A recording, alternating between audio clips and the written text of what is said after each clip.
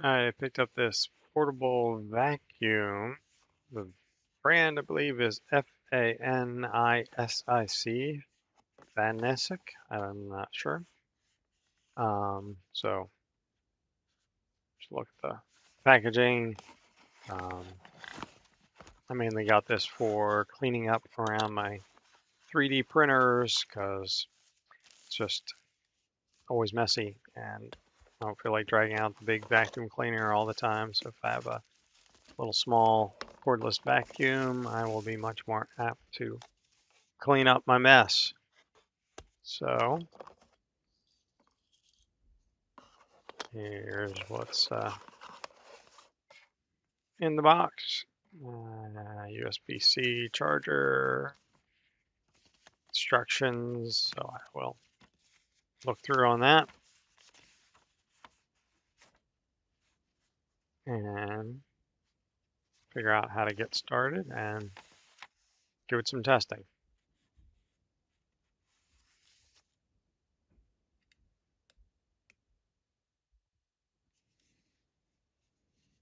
All right, so on this part of the handle here is where you charge. The opposite end has the flashlight there.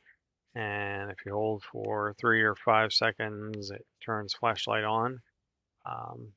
Can't imagine that I'm really going to use the flashlight feature all that much, but it is there. So I guess if you're keeping this for like cleaning up your car or something like that, might come in handy. It shows you how charged the battery is there when you're doing that.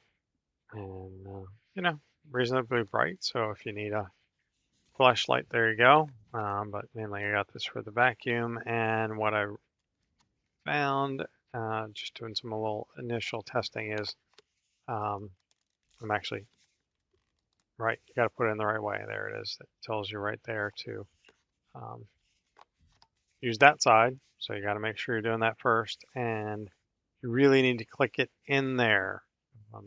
I discovered that if you don't, it will just kind of cut power in and out and all of that. So you really do have to give it a little bit of force. So, all right, so up here ready to power it up, and it is on the noisy side for sure. And you can hear a little bit of wind there. It's really blowing a lot of air out of these side vents here. Obviously, it's what a vacuum does. It's got to sort of do that, and then you can take it apart here to charge it. It's, plastic here, seems fairly durable. And you open it here, and you can pull out that filter. I assume they sell replacements for this if they get really nasty, but that's where your dirt goes. In there, you can empty that out, reseat it if you get it lined up correctly. There we go. And then twist and lock it in. We're ready to do some more cleaning.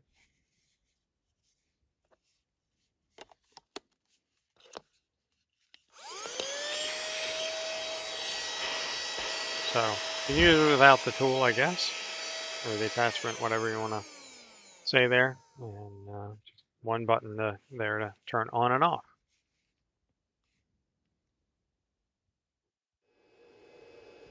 All right, so here's a look at some of the gunk that accumulates around the printer. Lots of little itty bitty tiny pieces of this and that, and then longer pieces and then big clumps of stuff. Obviously, I could probably pick up the big clumps of stuff, but I want to see what would happen here. So again, with this thing blowing a lot of this air here, I'm going to use the attachment all the way out and try to work my way in. Because some of the stuff, I think, if you kind of go blowing there, not being careful, you're going to end up blowing your mess somewhere else before you have a chance to vacuum it. So I think it's working okay, kind of working my way in so that the air that's blowing around there is not stirring up the mess. So didn't necessarily expect it to pick up these long stringy sort of things, but maybe making it easier for me to pick them up. kind of helping me do my cleanup, I guess. But got all the little funky stuff there. And one option is just take the brush off and just use it straight like that. Actually gives a little bit more suction. Pick up some of the bigger pieces. It's not happy about that just because some of the stuff's not even going to fit through that old doodad up there. So let's see what we captured. And some of the pieces were just kind of stuck here in that attachment, but it did pick up lots of little bits of things, and even some of the little hairy sort of pieces. So that's what I'm looking for. So I hope this is a helpful look for you. Hope you have a great day. Take care.